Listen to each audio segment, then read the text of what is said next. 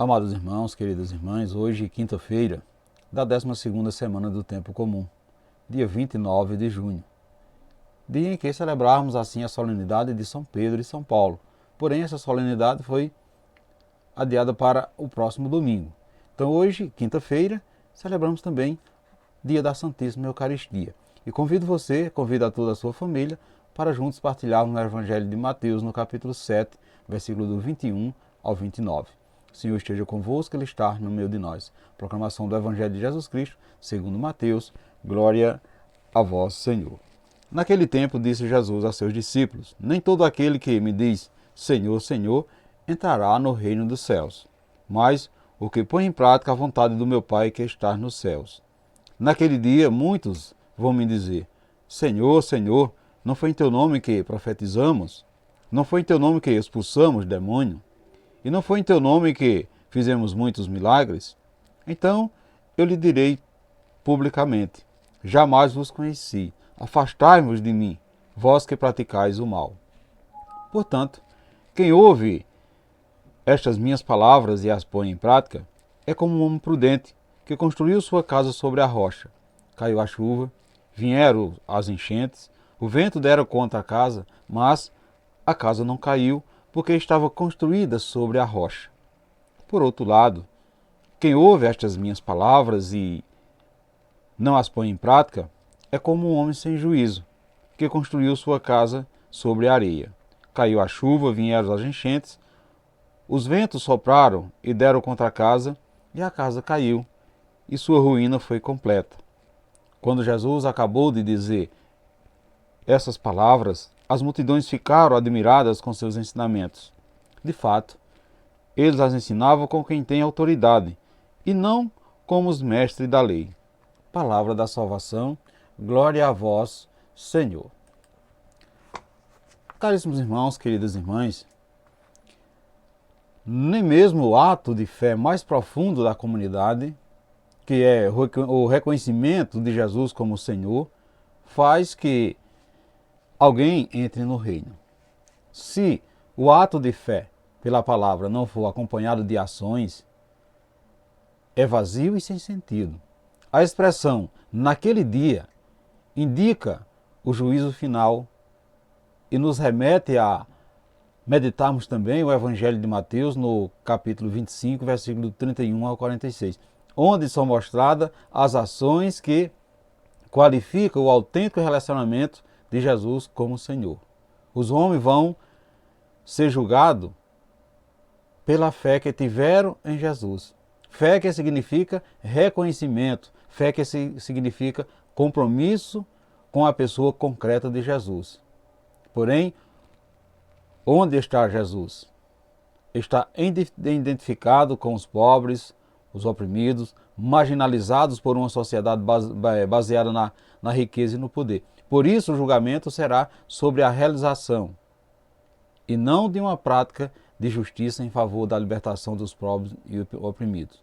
Esta é a prática central da fé, desde o início apresentado por Mateus como o cerne de toda a atividade de Jesus. Cumprir toda a justiça. É a condição para participar da vida do reino. Portanto, caros irmãos, queridas irmãs, para que possamos assim entrar no reino dos céus, precisamos estar firmes no seguimento da vontade de Deus que nos apresenta por meio de sua palavra. A nossa entrada no reino dos céus não acontece em vista de palavras pronunciadas, orações recitadas, pregações bem elaboradas. Não nos adianta nada clamar e chamar Senhor, Senhor e não pôr em prática a sua vontade para a nossa vida. Então, as nossas ações têm mais eficácia do que as nossas palavras. Portanto, se não praticamos o que dissemos, tudo será igual a nada. Praticar o mal é agir contrário ao que a palavra de Deus nos ensina. Às vezes, seguimos os nossos próprios pensamentos maus, negando a sua vontade e fazendo apenas o que nos agrada. Por isso, Jesus nos mostra no Evangelho que ouvir a palavra e praticá-la é como construir a casa na rocha. Caros irmãos, queridas irmãs, A casa construída sobre a rocha é a vida do homem que caminha à luz da palavra de Deus, seguindo seus ensinamentos para enfrentar os desafios do dia a dia. A rocha é o próprio Deus, a rocha é o seu amor, a rocha é a vontade de Deus, a rocha é a palavra de Deus. Dessa forma, caros irmãos e irmãs, percebemos que todo aquele que se ajusta à vontade de Deus tem uma vida firme. Apesar das tempestades, dos terremotos, os ventos não os abala. As dificuldades da nossa vida são momentos preciosos para percebermos se estamos ou não firmes sobre essa rocha. Quando passamos pelas dificuldades, mas não perdemos o rumo, é sinal que estamos fundados e protegidos sob a guarda de Deus. Portanto, meus irmãos e minhas irmãs, como você está construindo a casa de sua vida? Na rocha ou na areia? Neste momento, como está a sua casa?